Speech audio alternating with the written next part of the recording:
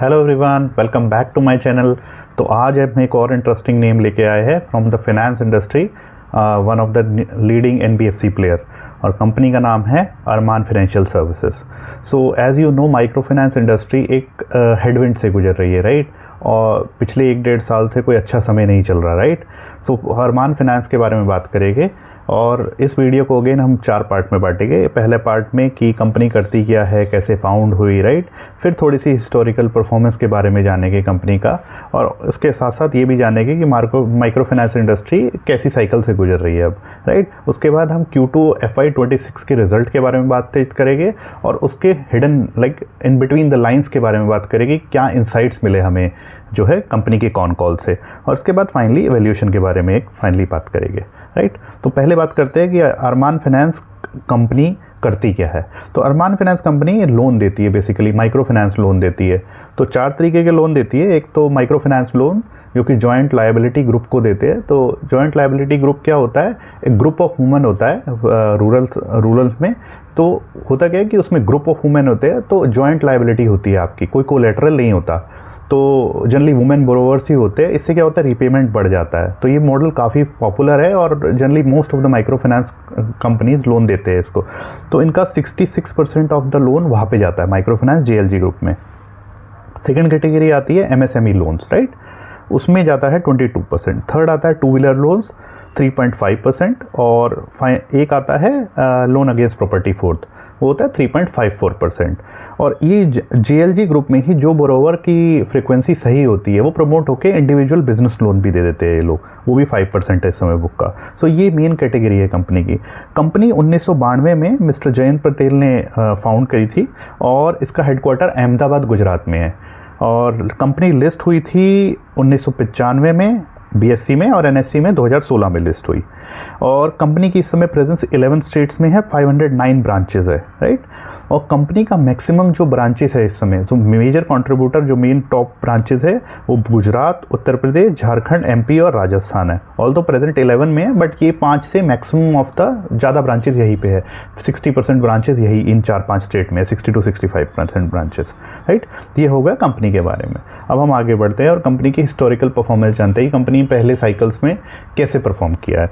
तो कंपनी ने, अगर मैं 16 से लेके 2025 तक का कैगर देखूँ, कंपाउंडेड एनुअल ग्रोथ रेट, मतलब किस रेट से ग्रो करी है कंपनी, तो कंपनी का एसेट अंडर मैनेजमेंट होता है जो कंपनी लोन देती है, total loans under the company, वो 33% से ग्रो किया है। अगर मैं कंपाउंड बोलूँ, ईयर ऑन ईयर ग्रोथ लूँ। नेट इंटरेस्ट इनकम कंपनी की 39%, 39% से ग्रो हुई है, और पैट 23% से ग्रो हुआ है। So if I don't go, मतलब मैं इन बिटवीन द लाइन्स ना जाऊँ और ईयर ऑन ईयर परफॉर्मेंस ना देखूँ, तो ब्रॉडर लेवल पे अगर ये 10 साल की विंडो में परफॉर्मेंस देखूँ तो कंपनी की काफ़ी अच्छी AUM ग्रोथ है। 33% is a very good growth, you can say, right. तो इसमें कुछ ईयर्स बहुत अच्छे भी रहे, कुछ ईयर्स बहुत बुरे रहे, लेकिन ऑन एन एवरेज कंपनी ने एक 33%, it's a very good growth, right. Company ने अपनी ब्रांचेस लगातार बढ़ा रही है, राइट। कंपनी की इस समय ब्रांचेस 509 के लगभग है, और 5000 से ऊपर एम्प्लॉयज़ है, राइट। तो हिस्टोरिकल परफॉर्मेंस के बेसिस पे हम कह सकते हैं कंपनी ने एक अच्छी परफॉर्मेंस दी है, अगर हम एक बड़ी विंडो को लेके देखें, 10 साल की विंडो को लेके देखें। अब हम बात करते हैं माइक्रो फाइनेंस इंडस्ट्री की। सो माइक्रो फाइनेंस इंडस्ट्री एक हेडविंड के तहत गुजर रही है पिछले 1 से 1.5 साल से। आपने देखा होगा हर कंपनी का बुरा हाल है, चाहे वो उत्कर्ष बैंक हो, चाहे वो अच्छे से अच्छा नाम हो, क्रेडिटेक्स ग्रामीण हो, राइट, चाहे स्पंदना स्फूर्ति हो, चाहे फ्यूजन फाइनेंस हो। पिछले 1-1.5 साल सबके लिए बहुत ही डिफिकल्ट रहा है। और माइक्रो फाइनेंस इंडस्ट्री हेडविंड से क्यों गुजर रही है? बेसिकली ये प्रॉब्लम शुरू क्यों हुई थी? एक तो कस्टमर ओवर लेवरेज कर गया था, कस्टमर ने मल्टीपल लेंडर से लोन ले लिया, और उसके बाद डिफ़ॉल्ट होने स्टार्ट हुए। सो जितनी आपकी रिपेइंग कैपेसिटी नहीं थी, उससे ज़्यादा आपने लोन ले लिए मल्टीपल लेंडर से, राइट। और फिर एक के बाद डिफ़ॉल्ट होने शुरू हो गए। तो इस तरीके से हेडविंड स्टार्ट हुई। जैसे ही इंडस्ट्री थोड़ी सी रिकवर होने को आई, तो फिर उसके बाद कर्नाटका ऑर्डिनेंस आ गया। तो कर्नाटका ऑर्डिनेंस लाई थी अपना माइक्रो फाइनेंस के लिए कि जैसे कि ज़बरदस्ती जो आप लोन वसूली का देखते हो केस, उसको कंट्रोल करने के लिए वो लाए थे, ताकि इस चीज़ों को कंट्रोल कर सके। लेकिन इसका नेगेटिव इम्पैक्ट क्या हुआ? इन लीडिंग प्लेयर्स पे भी हो गया, क्योंकि बोरोवर ने अपना डिसिप्लिन खो दिया।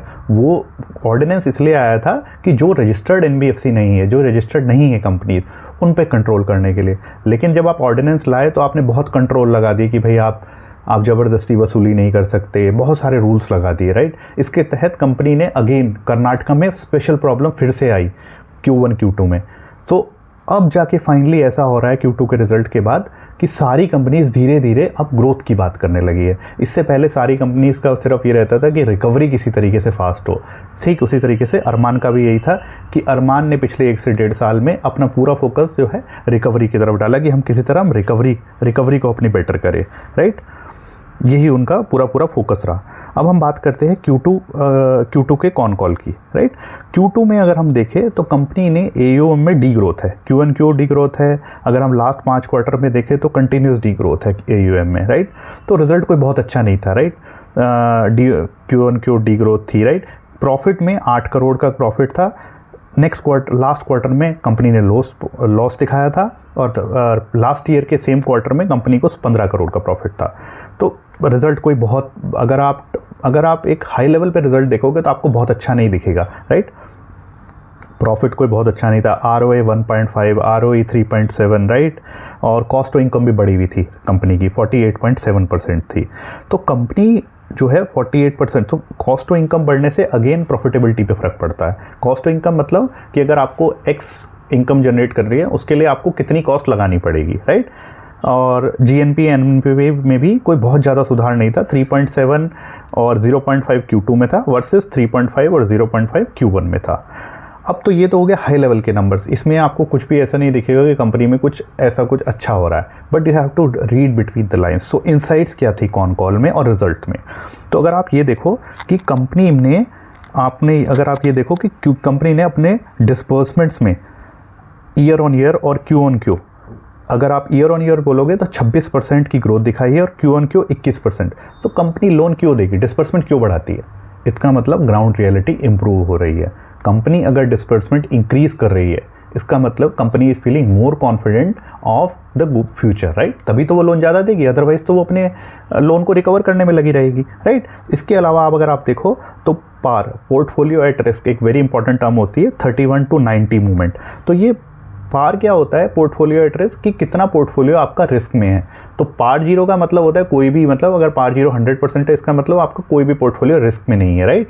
अगर पार 31 to 90 ये बकेट बहुत इंपॉर्टेंट होती है। अगर इसमें ज़्यादा परसेंटेज ऑफ चीज़ें 31 to 90 मूव हो रही है इसका मतलब वो आपके नॉन परफॉर्मिंग एसेट हो जाएगी, NNP और GNP में चले जाएगी। तो ये नंबर जितना कम होता है ना इसका मतलब उतना बेटर हो रहा है, उतना सिचुएशन में सुधार हो रहा है। तो पार 31 to 90 आप देखोगे Q1Q में इंप्रूवमेंट देखने को मिला है, काफ़ी इंप्रूवमेंट देखने को मिला है। अगर आप माइक्रो फाइनेंस की बात करोगे तो ये 2.9% हो गया Q2 में, जबकि Q1 में नंबर 6.1% था। 2 व्हीलर्स में 4% हो गया जबकि Q1 में 4.7 था। MSME में भी 1.3 हो गया जबकि ये लास्ट क्वार्टर में 1.6 था। तो ओवरऑल आप देखोगे पार 31 to 90 मूवमेंट में काफ़ी अच्छा सुधार देखने को मिला। इसके अलावा collection efficiency which is again a very important matrix, वो इंप्रूव हुई है। लास्ट क्वार्टर में ये 95.3% थी, अब ये 95.6% है। अब एक और इम्पॉर्टेंट थिंग आती है क्रेडिट कॉस्ट।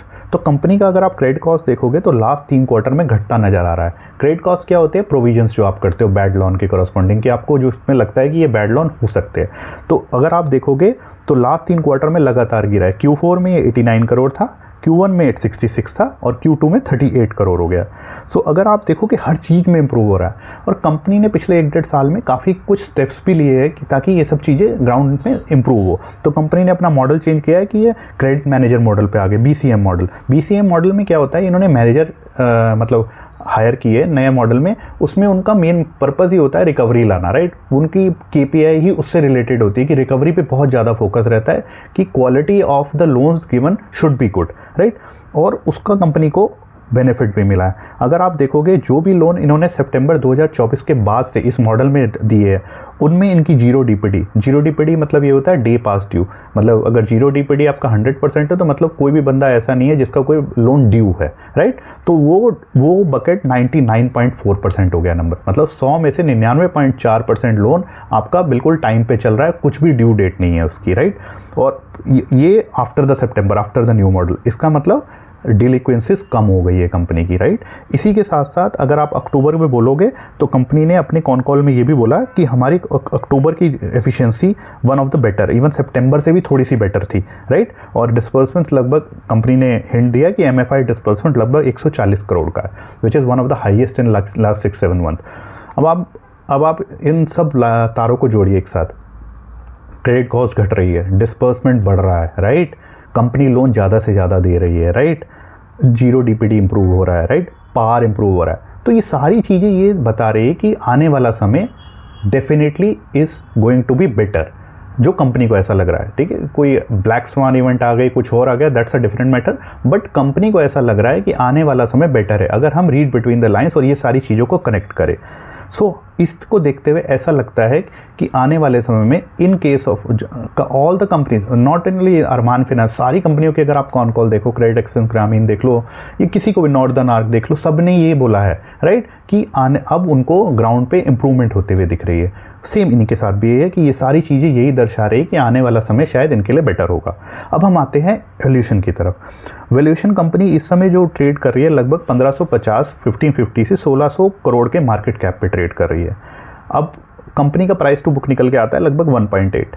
फाइनेंशियल कंपनी को हमेशा इवेल्युएट किया जाता है, हमेशा वैल्यूएशन दी जाती है प्राइस टू बुक के बेसिस पे, राइट, प्राइस टू अर्निंग के बेसिस पे नहीं जाती, बिकॉज अर्निंग डिस्ट्रॉय हो जाती, साइक्लिकल इंडस्ट्रीज है, तो book is price to book is a better metric to value any banking company और अ माइक्रो फाइनेंस कंपनी। तो इस समय ट्रेड कर रही है 1.8 के, और अगर आप इसका लास्ट के 10 साल का मीडियम प्राइस टू बुक देखोगे तो वो लगभग आता है 3.2, और 5 साल का देखोगे तो 3.9, और अच्छे समय में कंपनी को 9 से ऊपर का भी प्राइस टू बुक का वैल्यूएशन मिला है। सो आप ये देखिए कि कंपनी का मीडियम से भी काफ़ी लो ट्रेड कर रही है और पीक से तो बहुत ही नीचे है, राइट। और जबकि AUM का जो आप कंपाउंडेड रेट देखोगे वो 33% है। ROA कंपनी ने अच्छे समय में अपने लास्ट के अगर आप 22, 23, 24 देखोगे तो 3.1, 5.9, 7.6, तो मतलब 7+ का भी ROA कंपनी ने रिपोर्ट किया है, और ROE अच्छे समय में 30% प्लस का दिया है। तो इसको देखते हुए ऐसा लगता है अगर ये माइक्रो फाइनेंस की साइकिल अपवर्ड गई, जो कि जैसा कि सब प्लेयर्स की कमेंट्री से लग रहा है, तो there are better days ahead.